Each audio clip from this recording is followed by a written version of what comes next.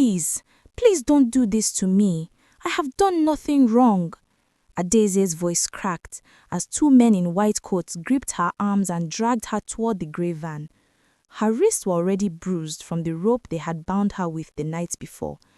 She could smell the rain on the compound floor, the same compound she had grown up in, the same guava tree she had climbed at 6 years old, still standing at the gate. She twisted her neck and looked back through the open front door. And there, standing at the top of the staircase in their late father's agbada, like she owned the entire house, which she now did, was Ngozi, her twin sister, her mirror. Ngozi did not flinch. She lifted the signed court order and folded it slowly, precisely the way her mother used to fold church programs, and tucked it into the breast pocket of her blazer. Then she turned and walked back into the study and closed the door without a single word. The van door slammed shut, the engine started, and the last thing Adaeze saw through the dirty window was her name, her own name, being repainted on the letterbox at the gate of Okonkwo house. Only it wasn't her name anymore. It was Ngozi wearing it. To understand what Ngozi did, you first have to understand what it meant to be born second. The Okonkwo twins came into the world at St. Mary's Catholic Hospital in Enugu on a Tuesday in March 1964, 11 minutes apart.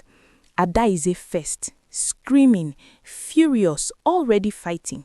Ngozi second, quiet, watchful, already measuring the distance between herself and her sister.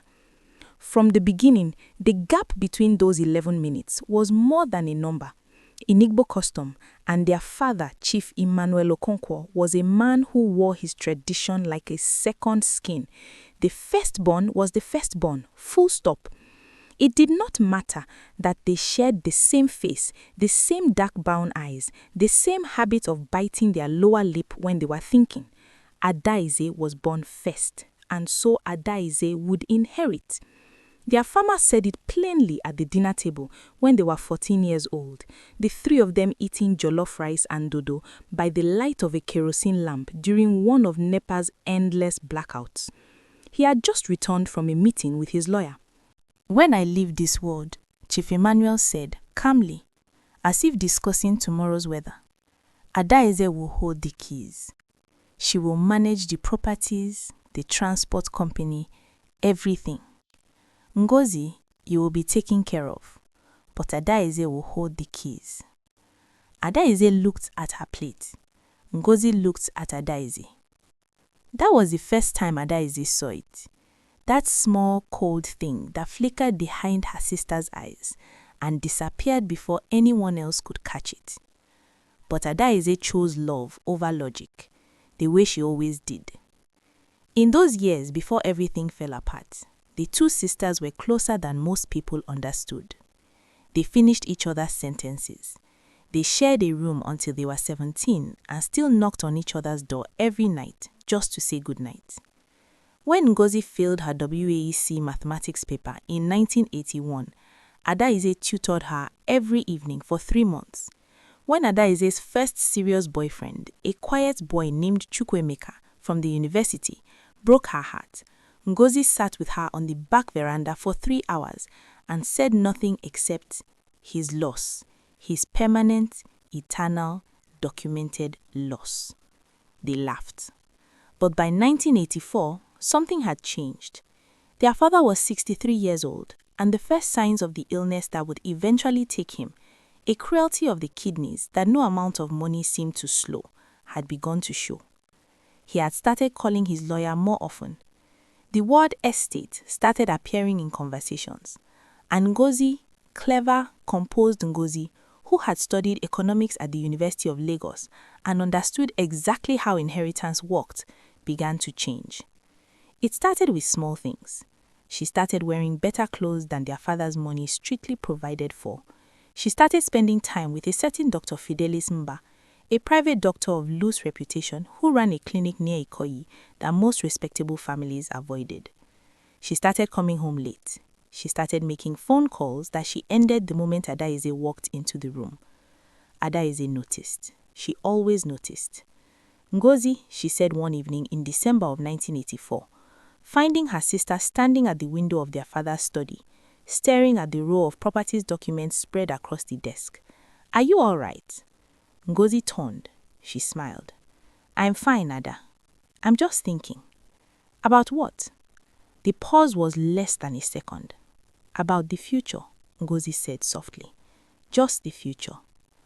Adaeze should have pressed. She didn't. She hugged her sister instead and told her everything would be fine, that their father would recover, that God was good.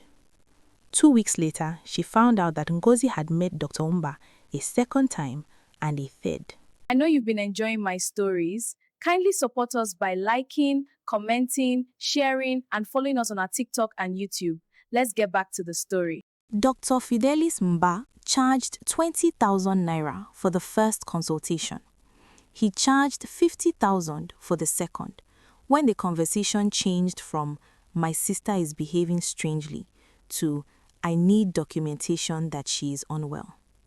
He charged 150,000 naira, paid in cash, delivered in an envelope, inside a shoebox, left under a bench in the car park of the Echo Hotel, for the forged psychiatric assessment that declared Adaeze Okonkwo clinically unfit to manage her own affairs.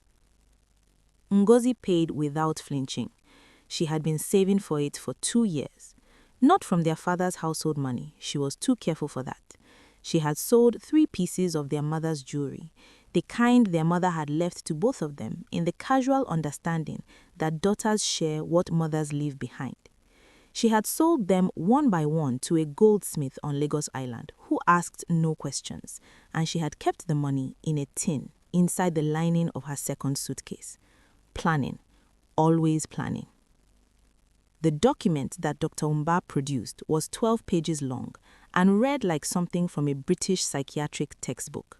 It used words like paranoid ideation, delusional episodes, and danger to self and others. It cited 3 invented incidents, one from January 1984, one from March, one from September, each dated and time-stamped as if they had been observed by a professional. Ngozi had provided the incident details herself, things she had invented, small distortions of real moments, twisted just enough to sound plausible. When Adaeze had argued with their father about a tenant he was treating unfairly, that became patient exhibited irrational outbursts directed at authority figures. When Adaeze had cried at their mother's graveside on the anniversary of her death, that became patient displayed dissociative episodes in public, requiring restraint. When Adaeze had refused to eat for 2 days after a bad bout of malaria, that became patient engaged in self-denying behavior indicative of depressive psychosis. 12 pages, every page stamped, every page signed. Ngozi rehearsed her grief before she took the documents to their father. She stood in front of the bathroom mirror for 20 minutes on the morning she chose to tell him. She practiced the way her voice would break. She practiced the precise moment she would begin to cry. Not too early, which would seem rehearsed, but not too late, which would seem calculated. Their father was in his bedroom, sitting up in bed, already thin from the dialysis. Ngozi walked in wearing her plain church dress, not the expensive clothes she had been buying lately, but the simple cotton dress that made her look like the obedient daughter, the one who stayed home, the one who cooked, the one who cared. She sat on the edge of his bed and she took his hand. "Papa," she said, her voice low, careful, "I need to talk to you about Ada." Chief Imawal looked at her for a long moment. His breathing was labored. The dialysis machine beside his bed made its soft mechanical rhythm. "What about Adaeze?" "She has been saying things," Ngozi said, "doing things. I didn't want to worry you, but..." She paused. The first tear came exactly on cue. "I'm scared for her, Papa. I'm scared she's going to hurt herself." Chief Emmanuel died 3 months later without ever speaking to Adaeze alone again. The nurses Ngozi had hired, loyal to Ngozi, paid by Ngozi, made sure of that.